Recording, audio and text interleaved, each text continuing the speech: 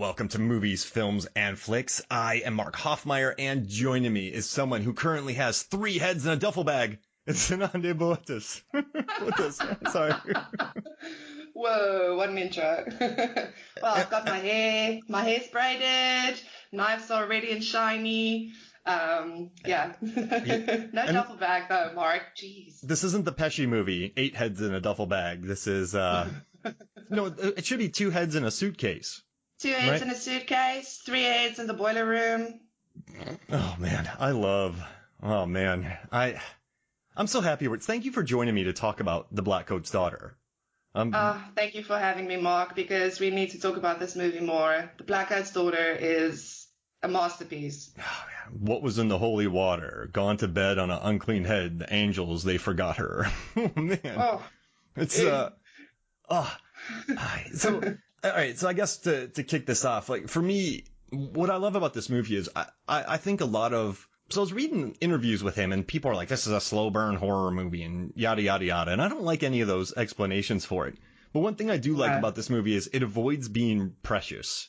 And when I say precious, when you watch a lot of indie horror, which you and I both watch a lot of horror, and some of it just gets too precious. Some of it's too stilted. Some of has too much static camera work. Some of it holds on the shots too long to be precious. Like there's no reason to hold on to that shot for that long. You're just doing it to add to the aesthetic.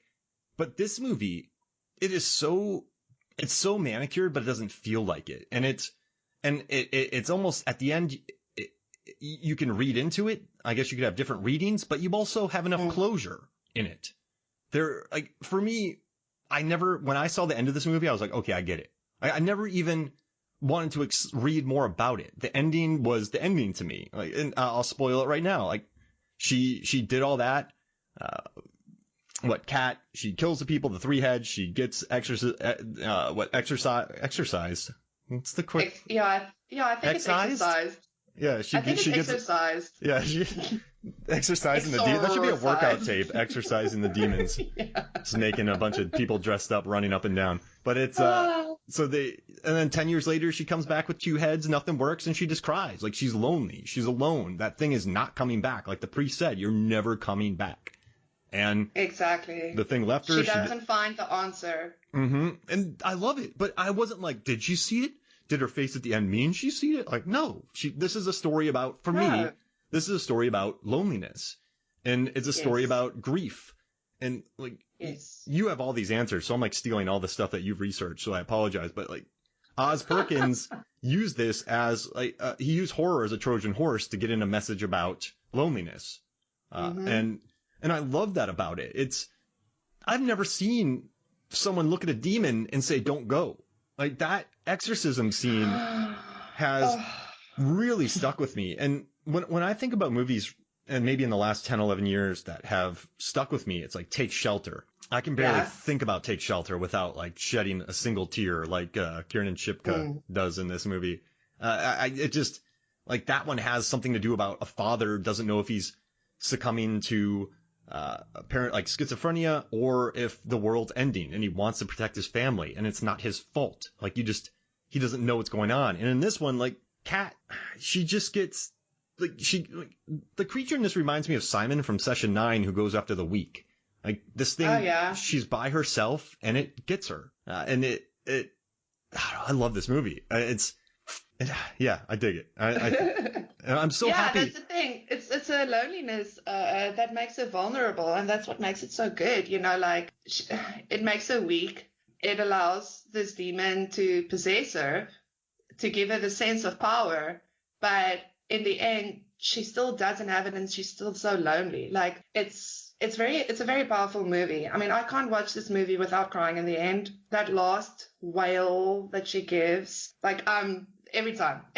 Also, this is definitely for anyone that's maybe only seen it once. This just gets better with every rewatch because, especially when you know what happens. And also, what's great, Mark, 93 minutes. We love a good old shorty, don't we? We love a quick in and out, do it perfectly.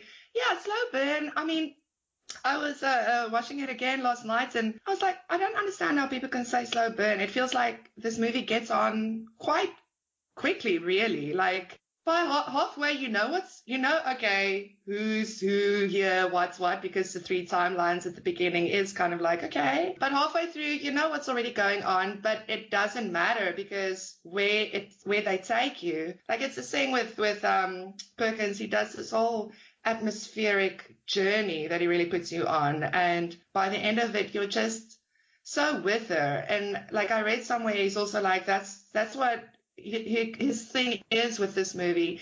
Like he wants us to be with this person. That's also the cool thing, that at the end you're feeling for the victims that she kills, but you're feeling for her as well, which is not something that happens often in horror movies and in movies like any movie like this, possession movies. And that's also pretty cool, how you really just like you feel her loneliness and that emptiness. Yeah, I mean, we can talk about the reviews and stuff. There's some of them I found downright disrespectful, really, because, you know, anyone that's dealt with loss, and especially the loss of a parent, like there's such a big gap and space that's left empty, which this movie it does it so well. It shows it so well. Like alone in that boarding school, all the, you know, the empty halls, the empty spaces, just these 2 girls there. Like it's a thing. And, you know, like Perkins also said, like he wrote this movie from a place of grief, losing his parents and stuff. So, yeah, I just think, you know, I think people should be careful when they want to say, oh, the plot was nothing, this movie was nothing, the characters are shallow. I'm like, what? It's like, come again? Yeah. How are they watching it? Were they immersing themselves in it? Like what? Because I don't think there's shallowness at all. I think there's a lot of depth. And I think, yeah. You're right. There were some annoying reviews. There were really some annoying reviews. And I get that this might not emotionally connect with some people, but I've kind of had this gripe for a while now where people are very entitled about, you know, almost like this thing wasn't written for me. This is not how I like it. Where's my jump scares? Where's my this and that? And I'm like, listen, you're being entitled. It's okay if you don't connect with something, but, you know, other people do. So, like, you know, maybe it's just not for you, and it's okay to just say that instead of going off about it. I mean, the thing about Cats that I really loved, because usually with possession movies, you get these extreme sides, you know, it's either this, like, wicked, like, person or this pure of heart that now gets possessed, and usually some man that needs to save them or whatever. With this movie, Kat is definitely somewhere in the middle, you know. She's way more complicated. She goes from being passive-aggressive to full-on aggression, from like sly to like threatening Rose at the end, like you had your chance. You know, her progression into it, like that was so well done too. And even Rose. I read someone said, oh, she's just like the pretty popular girl at school. I'm like, excuse me? Oh, yes. Because you went to a school where all the popular girls wore all black. And I mean, that beautiful scene also where she takes, they take a picture and, you know, after she smiles and, oh, there's that sad look in her eyes, you know, like just that shot. How can you say the characters are shallow? I mean, Do you know people at all? Can you see through your eyeballs? There's a lot of projecting here, I would say. Absolutely. Corey and I we were talking about it last night. Again, a lot of more like, yeah, you know what? If you go on about how shallow this is, I'm really questioning your dates, honestly. Because and see, I get like excited about it or like adamant about it, just because I do feel like there's a sense of disrespect when people, you know, carry on like that. Because saying this movie isn't deep, yeah, okay. So death isn't deep, loss isn't deep, grief isn't deep. Okay, okay. I don't know what world you're living in. I don't know. Are these I don't know, Mark. Are these the hereditary lovers that are saying all that? Probably. Man, gosh, this movie is. I'm telling you, if I had to do I'd just do so many of these drafts. But if I had to do like a draft, and someone was like, "You get the first pick, Mark, of a horror movies of the last 15 years," I would pick this first. Yeah, easily. And I don't know. I guess just the themes. Like he used, like he said, he used horror as a Trojan horse. And someone asked him like, hey, this is about your feelings of loneliness with losing your parents. How come you included, how come you wrote it with female characters? And he said that it was a good way to, he said that he had a way of, it took him, like if he would have made it with guys, he said it would have been too like personal, but since he had like female characters, it was a way to like control his feelings of loneliness more. Does that make sense? I have a quote around here somewhere. But he said he also said something about the using females because of our natural intuition, because we just are more sensitive in general. Yeah. Well, what'd you say? What? No. Calm down, everybody.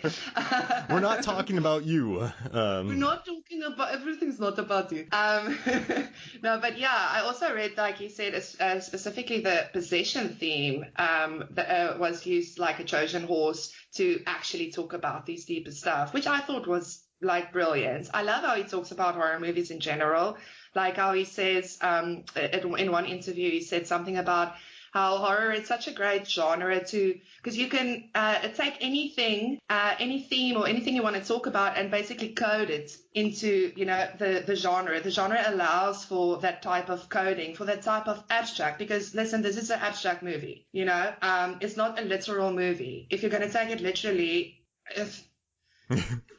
I don't know what to tell you.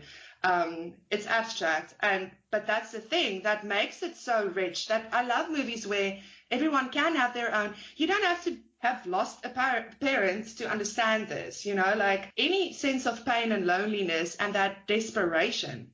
Because that's the thing. Kat's so desperate for someone to not treat her like a burden, for someone to believe her when she tells them her parents are dead, believe her when she tells them, I'm all alone now, what am I supposed to do? Like, I mean, if they just treated her respectfully and like gave her the time of day, none of that would have happened. She wouldn't have popped. Because that's also a thing that I love about this movie. And, even it made me think of Jennifer's Body as well, because you've got that brooding female rage happening with these possession movies. Because Jennifer's Body is also a possession movie, falls under that category. But yeah, like with, Kat's got like, it's this brooding rage. And I loved how he didn't really do all the twisty, bendy, physical stuff that you usually get with possession. But we had like a shot or two of that. And for me, like watching it, it felt like, because if you have that rage inside of you where you just want to because like you can also argue her killing everyone is also like her way of, pushing them away then, if I need to be independent, then I need to be independent and you need to go away kind of thing. Obviously, like it wasn't the right thing to do. But yeah, that feeling of that rage and what it does inside your body, it's very much that one shot where she twists on the bed, like it's so quick and fast. And even that is, that jerky energy that you can almost feel in your body when you feel rage. I think that was very well done. Like, yeah. Wow. No one was there to talk to her. And I guess Rose was a brat, right, to Kat. That was a good rhyme. But she was a real senior. Yeah, exactly. But she had her kind of some important stuff to deal with. So like in the brain, like also I think we just have to remember sometimes that these are kids. Like, even if you're a senior in high school, you're still a kid. And I know it's teenagers. Yeah, exactly. These are teenagers. You can vote, sure. You can have drinks in other countries and do all that, but it's just it's a huge thing. So yeah, Kat's kind of a little. I hate the word. She's just quiet, I guess. She's probably used to being alone and all that kind of stuff. I love her singing part though when she's singing on the piano. It's so cool. But such a good voice. Beautiful. And it's beautiful voice. But I guess what I like though is Rose isn't the traditional.